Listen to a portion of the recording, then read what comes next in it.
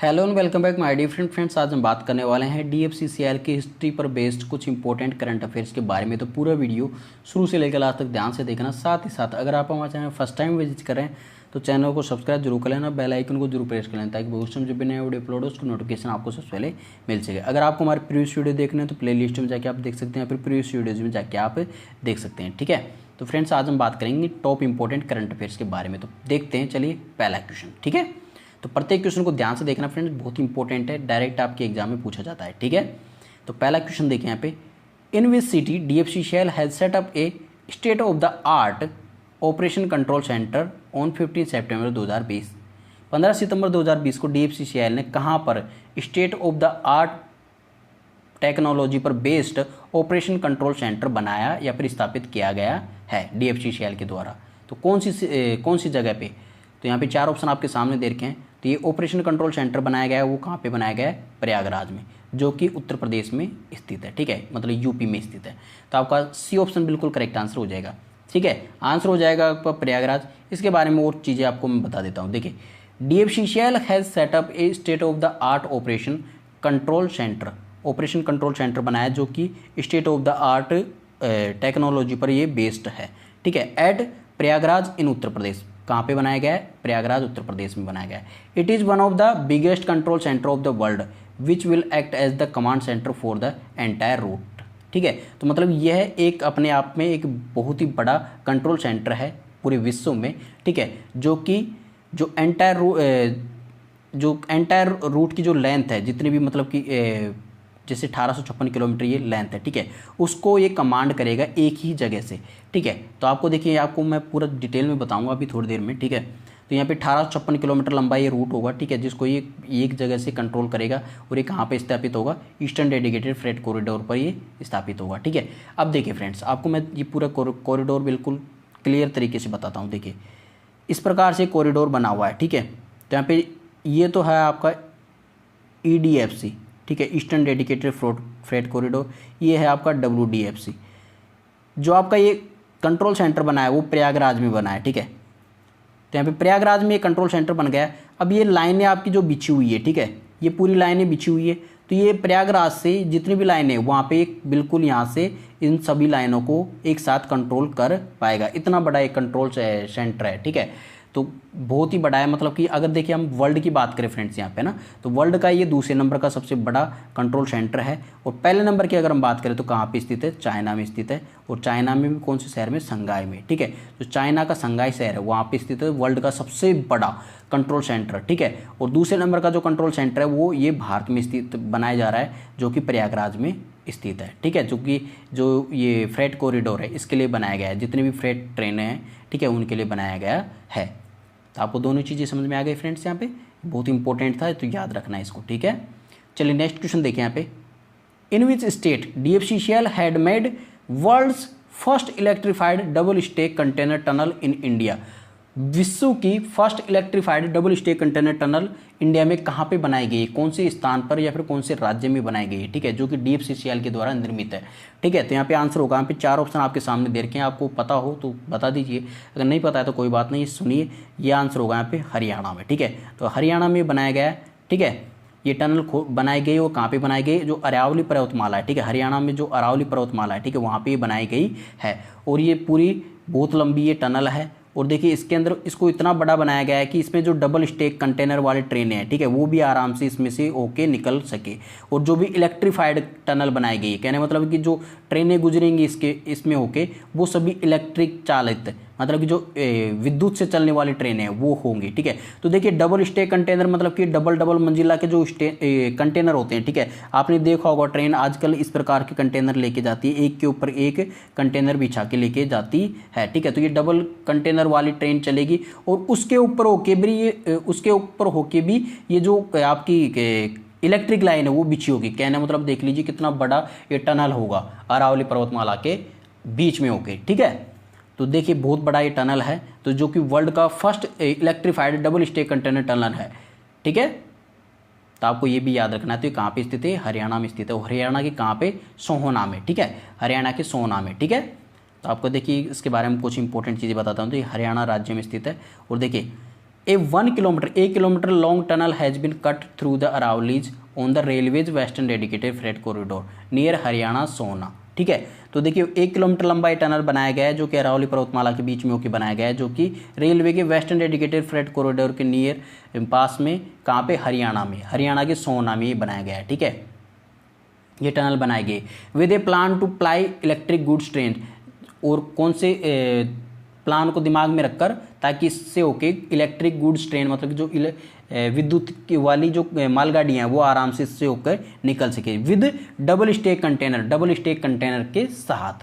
ठीक है, और देखिए जो क्रॉस सेक्शनल एरिया वाइज है जो ये गुफा है, ठीक है, वो it is one of the biggest railway tunnel in India. किसके अकॉर्डिंग में, क्रॉस सेक्शनल एरिया वाइज, जो आपका एक क्रॉस सेक्शन मतलब कि जो इसकी लंबाई चौड़ाई और ऊंचाई है, ठीक है, उसके हिसाब से देखिए तो इंडिया की सबसे बड़ी टनल बनाई गई है। ठीक है, ये भी आपको याद रखना है। चलिए नेक्स्ट क्वेश्चन देखिए, यहाँ पे क्वेश्चन नंबर 3। इसमें आपसे पूछा गया है कि the Indian railways roll on और रोल ऑफ सर्विसेज, मतलब रो सर्विसेज, जो जिनको हम शॉर्टकट में बोला जाता है रो सर्विसेज, जो इंडियन रेलवे की जो रो सर्विसेज है वो between the new Palanpur new Rewari section, new पालन और न्यू रेवाड़ी सेक्शन के बीच में चलाई गई है। ठीक है, on which dedicated freight corridor, तो इंडियन रेलवे ने जो रोल ऑन और रोल ऑफ वाली सर्विसेज चलाई गई है किसके बीच में, न्यू पालनपुर और न्यू रेवाड़ी सेक्शन के बीच में चलाई गई है, जो कि कौन से डेडिकेटेड फ्रेट कॉरिडोर में के अंतर्गत ये आता है, कौन सा स्टेशन, न्यू रेवाड़ी और न्यू पालनपुर जो स्टेशन है वो कौन से डेडिकेटेड फ्रेट कॉरिडोर के अंतर्गत आते हैं, जिसके ऊपर ये रोल ऑन और रोल ऑफ वाली सर्विसेज चलाई गई है। तो देखिए फ्रेंड्स, ये कौन से फ्रेट कॉरिडोर के अंतर्गत आते हैं, तो न्यू पालनपुर और न्यू रेवाड़ी की बात कर रहे हैं, तो ये हरियाणा के पास में है रेवाड़ी। ठीक है, हरियाणा में स्थित है रेवाड़ी। तो ये कौन से डेडिकेटेड फ्रेट कॉरिडोर के अंतर्गत आते हैं, वेस्टर्न डेडिकेटेड फ्रेट कॉरिडोर के अंतर्गत। ठीक है, यहाँ पे फर्स्ट ऑप्शन बिल्कुल आपका यहाँ पे करेक्ट आंसर हो जाएगा, तो वेस्टर्न डेडिकेटेड फ्रेट कॉरिडोर के अंतर्गत ये आते हैं। ठीक है, तो देखिए इसके बारे में आपको कुछ और चीज़ें बता देता हूँ, रो सर्विसेज होती क्या है। तो देखिए the ro services consist of the carriage of loaded and empty trucks on flat train wagons. कहने मतलब कि जो पीछे कुछ ट्रेनें इस प्रकार की होती है कि उनके पीछे जो माल डिब्बे होते हैं वो बिल्कुल खाली खाली होते हैं, और उनके ऊपर लदे होते हैं ट्रक, या फिर जो आर्मी के ट्रक हैं वो लदे होते हैं, या फिर जो तोफ वगैरह मिसाइलें वगैरह हैं वो लदी होती है। ठीक है, या फिर बड़े बड़े कंटेनर उसके ऊपर लदे होते हैं, फ्लैट टाइप के वो ट्रोले होते हैं। ठीक है, जो ट्रेन के होते हैं। ठीक है, पीछे डिब्बे, मतलब डिब्बे नहीं होते, बस ओनली खाली ट्रोले टाइप में ये होते हैं, और उसके ऊपर वो माल चढ़ा रहता है। अगर जैसे मतलब ट्रक चढ़ा रखे होते हैं, या फिर उसके ऊपर कंटेनर रखे होते हैं, या फिर उसके ऊपर कोई बहुत ही बड़ी फैक्ट्री की कोई चीज़ें होती है। ठीक है, तो इस प्रकार से वो चीज़ें वहाँ पे लदी हुई होती है। ठीक है, तो इसको हम बोलते हैं रो सर्विसेज, मतलब रोल ऑन और रोल ऑफ सर्विसेज। ठीक है, उसके अंदर खाली ट्रक और भरे हुए ट्रक वो सभी चीज़ें लेके जाती है, कौन, ट्रेन लेके जाती है। इससे डबल फायदा होता है। देखिए इसमें एक तो डीजल की बचत होती है। ठीक है, अगर ट्रक वैसे जाएगा तो वो ज़्यादा डीजल खाएगा, लेकिन अगर वो ट्रेन के थ्रू जाएगा और बहुत सस्ते तरीके में जाएगा तो बेनिफिट होगा ना फ्रेंड्स, और यहाँ पे टाइम भी कम लगेगा उसको। ठीक है, तो ये सुविधा भी प्रदान करती है ये रो सर्विसेज। ठीक है, और साथ में देखिए which will enable door to door service. एक तो डोर टू डोर सर्विस को एनेबल करती है, कहने मतलब जहाँ से आपका शहर है वहाँ से बस इसको ट्रेन में चढ़ा दीजिए, और जिस दूसरे शहर में जाना है वहाँ पे ये जाके उसी शहर में जाके उतार देगी, मतलब डोर टू डोर सर्विस ये प्रोवाइड कराएगी। दूसरी बात है piggy banking on fast and safe movement on rail tracks, और बहुत ही तेज और सुरक्षित तरीके से जो पिगी बैकिंग, मतलब जो लदान तरीके का ये सर्विसेज है। ठीक है, वो भी ये प्रोवाइड करवाती है, लदान टाइप की। मतलब पिगी बैकिंग का होता है मतलब किसी के ऊपर कुछ चीज़ें लद के ले जाना। ठीक है, जो लद के ले जाते हैं, कहने मतलब जो माल ढुलाई वाली जो ट्रेन होती है। ठीक है, उसी प्रकार से जो यहाँ पे जो ट्रक वगैरह को ये इनके ऊपर चढ़ा के लेके जाते हैं। ठीक है, तो इस प्रकार की ये सेवाएं भी ये प्रदान करती है, रोल ऑन और रोल ऑफ सर्विसेज। ठीक है, तो आपको समझ में आ गया कि रोल ऑन और रोल ऑफ सर्विसेज क्या होती है, कि इसके ऊपर मतलब ट्रक वगैरह बस वगैरह को इसके ऊपर ले जाके और इससे ट्रेन से उसको दूसरे स्थान पर पहुंचाना। ठीक है, जहाँ पे आपका क्वेश्चन नंबर 3 भी आपका राइट आंसर हो जाएगा, WDFC के अंतर्गत ये आती है सेवा। ठीक है, नेक्स्ट क्वेश्चन है पे क्वेश्चन नंबर 4। इसमें आपसे पूछा गया कि which section of the WDFC has been inaugurated by PM Modi on 7 January 2021 via video conferencing. 7 January 2021 को वीडियो कॉन्फ्रेंसिंग के माध्यम से प्रधानमंत्री मोदी ने कौन से WDFC western dedicated freight corridor के कौन से सेक्शन का उद्घाटन किया गया था, ये आपसे पूछा गया है यहाँ पे, है ना। तो उद्घाटन का नाम, वो उद्घाटन किया गया था WDFC का, वो सेक्शन था वो कौन सा था, तो वो था फ्रेंड्स यहाँ पे न्यू रेवाड़ी न्यू मदार सेक्शन, ठीक है। तो यहाँ पे सी ऑप्शन बिल्कुल करेक्ट आंसर आपका यहाँ पे हो जाएगा, ठीक है। तो न्यू रेवाड़ी और न्यू मदार जो सेक्शन था उसका यहाँ पे इनॉग्रेशन किया गया था प्रधानमंत्री नरेंद्र मोदी के द्वारा कितनी तारीख को, 7 जनवरी 2021 को, और किसके द्वारा किए गए थे, वीडियो कॉन्फ्रेंसिंग के द्वारा ये उद्घाटन किया गया था। तो आपको याद रखना है कि न्यू रेवाड़ी और न्यू मदार सेक्शन का, ठीक है, कितने तारीख को, 7 जनवरी को। डायरेक्ट एग्जाम में पूछा जाएगा कि 7 जनवरी 2021 को न्यू रेवाड़ी और न्यू मदार सेक्शन का यहाँ पे इनॉग्रेशन किया गया था, ठीक है, जो कि वेस्टर्न डेडिकेटेड फ्रेट कॉरिडोर के अंतर्गत ये आता है। देखिए यहाँ पे इसके बारे में आपको और चीज़ बता देता हूँ।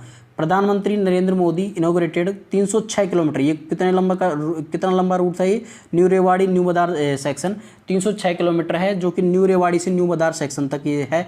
और of the western dedicated freight corridor, जो WDFC कॉरिडोर है, ठीक है, उसका ये सेक्शन है, कहाँ से, न्यू रेवाड़ी से न्यू मदार, और टोटल लेंथ इसकी कितनी है, 306 किलोमीटर, ठीक है। और इसको किसके द्वारा किया गया था कॉन्फ्रेंसिंग, ये वीडियो के माध्यम से की गई कॉन्फ्रेंसिंग थी, जो कि 7 जनवरी 2021 को आयोजित की गई थी, ठीक है। देखिए इसके साथ में देखिए आपको 7 जनवरी 2021 को एक और चीज़ की गई थी प्रधानमंत्री नरेंद्र मोदी के द्वारा, जो कि आपको मैंने पहले एक क्वेश्चन बताया था। देखिए PM Narendra Modi also flag off the world's first double stack long haul 1.5 kilometre long container train hauled by electric traction from New Ateli to New Kishangarh during the event. जो डबल स्टेक कंटेनर ट्रेन है, ठीक है, उसको भी हरी झंडी दिखाई थी, जो कि 101.5 किलोमीटर लंबी ये ट्रेन थी, जो कि डबल कंटेनर वाली थी, ठीक है। डबल कंटेनर वाली 1.5 किलोमीटर की जो ट्रेन थी उसको भी हरी झंडी दिखाई थी प्रधानमंत्री नरेंद्र मोदी जी ने, ठीक है, इसी तारीख को 7 जनवरी 2021 को, ठीक है। तो आपको दोनों ही चीज़ें याद रखनी है, जो कि 1.5 किलोमीटर लंबी थी और ये कहाँ से कहाँ तक के बीच में चली थी, न्यू अटेली से न्यू किशनगढ़ के बीच में चली थी, न्यू अटेली जंक्शन से न्यू किशनगढ़ जंक्शन के बीच में चली थी, जो कि WDFC का ही एक हिस्सा है, किसका, वेस्टर्न डेडिकेटेड फ्रेट कॉरिडोर का, ठीक है, इंपॉर्टेंट है, याद रखना। डबल स्टेक, वर्ल्ड की पहली double stack long haul 1.5 kilometre long container train थी, जो ये चलाई गई थी, जो कि इलेक्ट्रिक द्वारा ये चलाई गई थी, ये भी आपको याद रखना है, इलेक्ट्रिक ट्रैक्शन, ठीक है। कौन सी ट्रैक्शन से चली थी ये, इलेक्ट्रिक ट्रैक्शन, मतलब विद्युत कर्षण के तहत, ठीक है, याद रखना।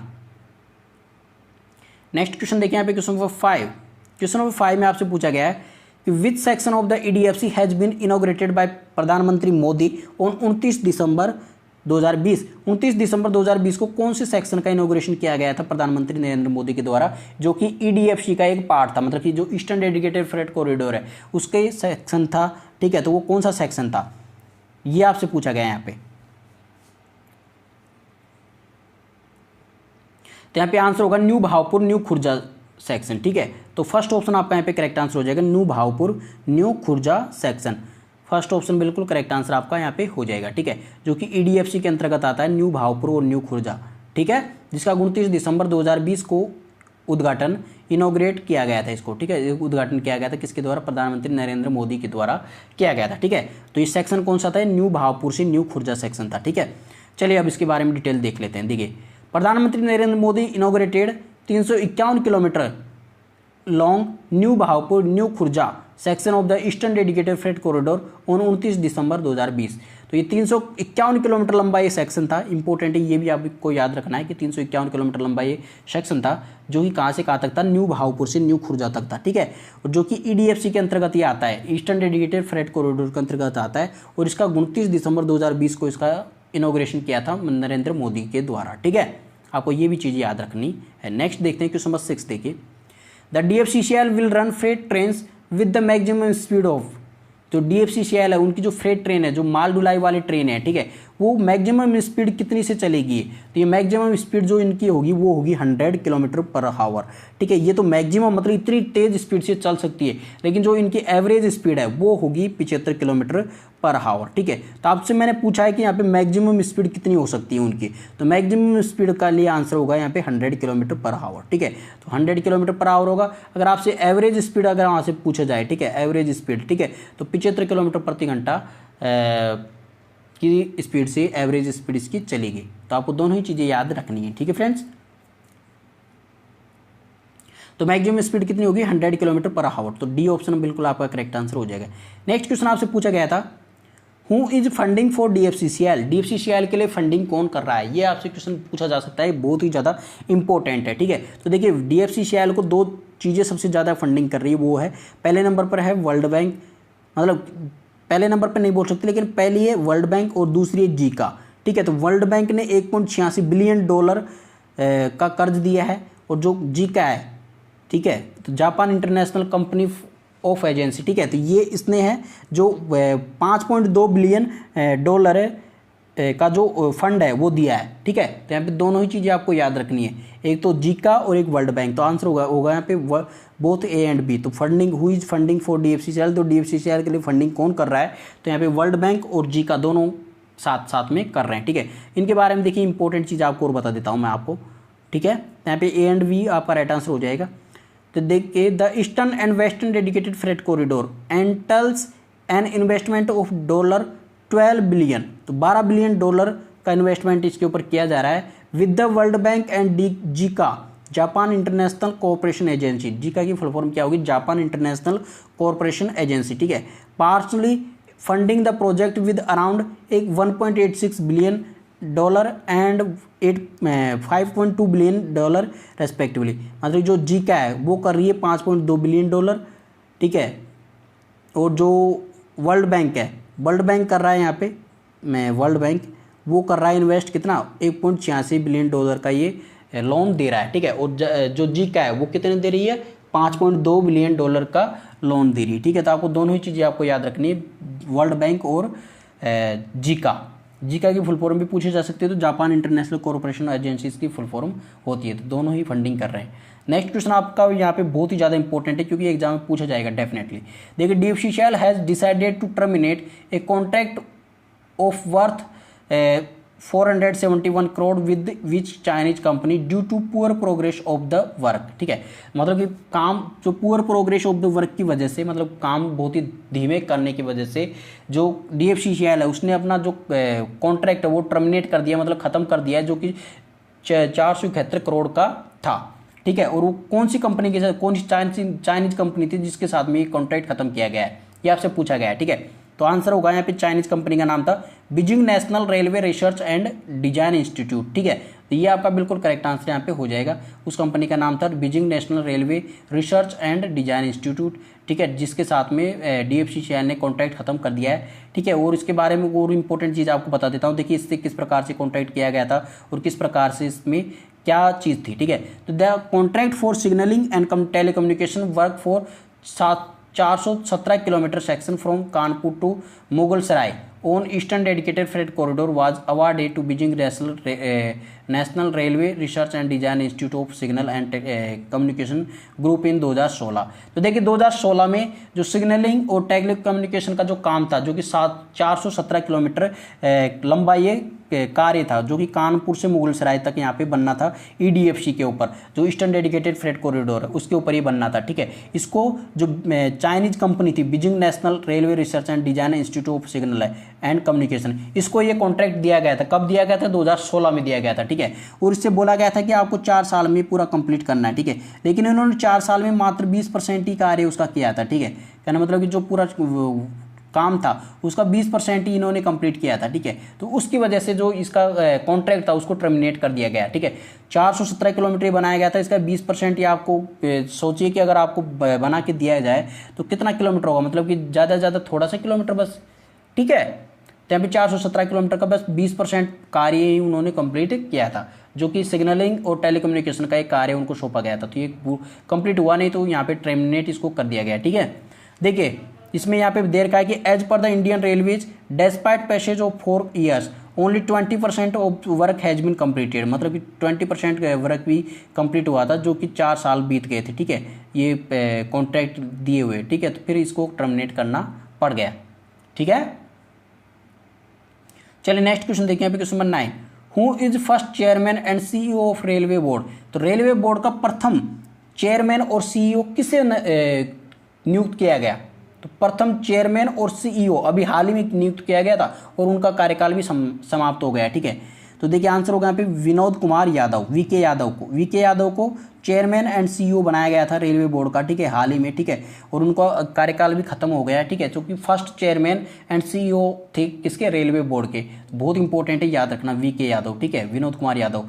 देखिए विनोद कुमार यादव की 31 दिसंबर 2020 तक इनका कार्यकाल था। विनोद कुमार यादव पहले चेयरमैन और सीईओ थे रेलवे बोर्ड के, ठीक है। अगर हम बात करें अभी हाल ही के, तो newly appointed chairman and CEO of railway board कौन है, सुनीत शर्मा, ठीक है, तो सुनीत शर्मा है राइट आंसर आपका, इसको रट्टा मार लेना है, क्योंकि अभी हाल ही में कौन है, सुनीत शर्मा। पहले कौन थे, वीके यादव थे इससे पहले, और अब हाल ही में सुनीत शर्मा है, तो दोनों चीजें आपको रटना मानना है, ठीक है। नेक्स्ट क्वेश्चन देखिए यहाँ पे, question number 10, Hubli is the headquarter of which railway zone, Hubli कौन से रेलवे जोन का हेडक्वार्टर है, ये क्वेश्चन आपसे पूछा गया है, ठीक है। तो देखिए हुबली है जो साउथ वेस्टर्न रेलवे का हेडक्वार्टर है, ठीक है, कौन से रेलवे का, साउथ वेस्टर्न रेलवे का हेडक्वार्टर है हुबली में, ठीक है। तो यहाँ पे सी ऑप्शन बिल्कुल करेक्ट आंसर आपका हो जाएगा। तो फ्रेंड्स ये टॉप 10 क्वेश्चंस थे, इसके आगे वाले क्वेश्चंस हम नेक्स्ट वाले वीडियो में करेंगे। आज के लिए तो बस इतना सही। आई होप आज की वीडियो आप सभी को पसंद आएगी। अगर वीडियो पसंद आए तो उसको लाइक, कमेंट और शेयर जरूर करना। चैनल पर फर्स्ट टाइम विजिट करें तो चैनल को सब्सक्राइब करना मत भूलना। तो चलिए फ्रेंड्स, मिलते हैं अगले वीडियो के साथ, तब तक take care and God bless you all, bye.